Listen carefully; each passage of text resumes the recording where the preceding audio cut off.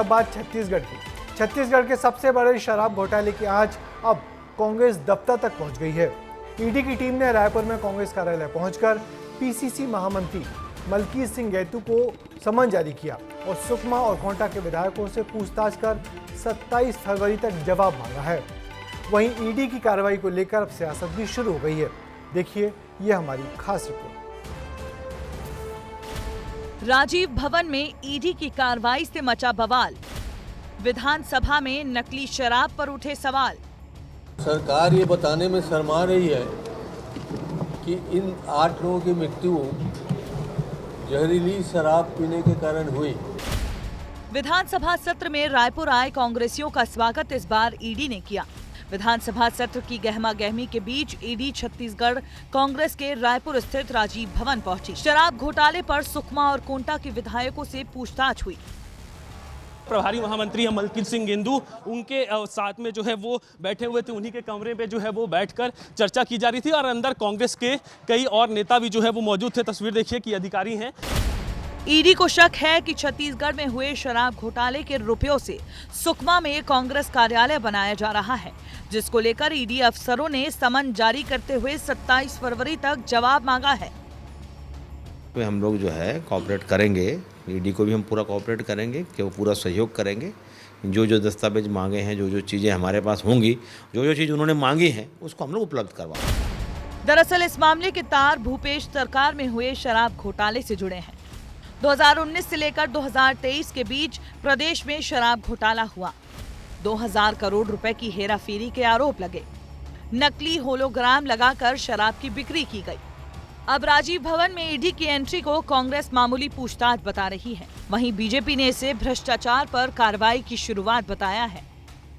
Bharatiya Janata party के इशारे पर, भारतीय जनता पार्टी की केंद्र और राज्य सरकार के इशारे पर ईडी अपनी सीमाओं को लांघ रही है। ईडी भारतीय जनता पार्टी के अनुशासनिक संगठन की भांति काम कर रही है। ईडी की कार्रवाई अब राजनीतिक विद्वेष की पराकाष्ठा को पार कर चुकी है। वहाँ गई है ईडी जहाँ पर भ्रष्टाचार का पैसा लगा है।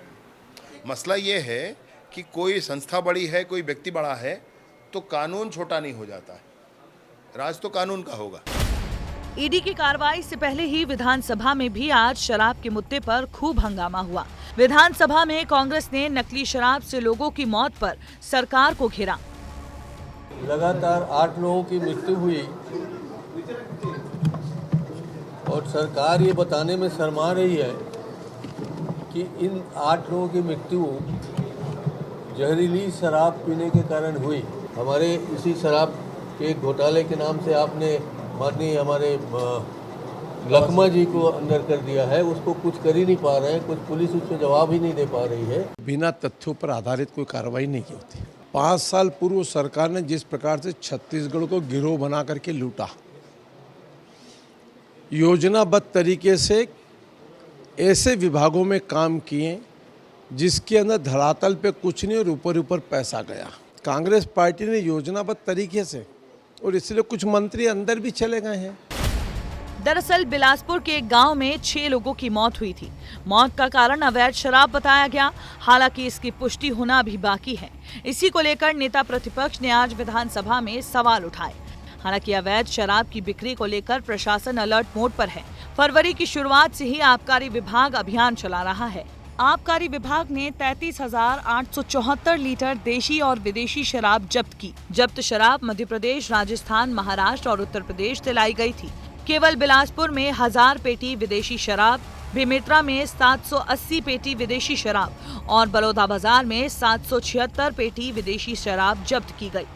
विधानसभा में गहमा गहमी और ईडी की पूछताछ के बाद अब प्रदेश में फिर से शराब पर बहस शुरू हो चुकी है। छत्तीसगढ़ में आज दिन भर शराब घोटाले की गूंज रही, क्योंकि ईडी की कार्रवाई अब कांग्रेस भवन तक पहुंच गई है। अगर कांग्रेस पार्टी ईडी के सामने जानकारी नहीं पेश करती तो आगे कुर्क करने की भी कार्रवाई हो सकती है। इंतजार 27 फरवरी का है। कैमरा पर्सन खेमराज के साथ रोहित मिश्रा, विस्तार न्यूज, रायपुर। छत्तीसगढ़ में विधानसभा का बजट सत्र चल रहा है। वहीं सत्र के बीच ईडी की कार्रवाई से सत्ता पक्ष विपक्ष में आरोप प्रत्यारोप का दौर शुरू हो गया। जहां एक और कांग्रेस ईडी की कार्रवाई पर सवाल उठा रही है तो वहीं बीजेपी इसे मात्र शुरुआती बात कह रही है।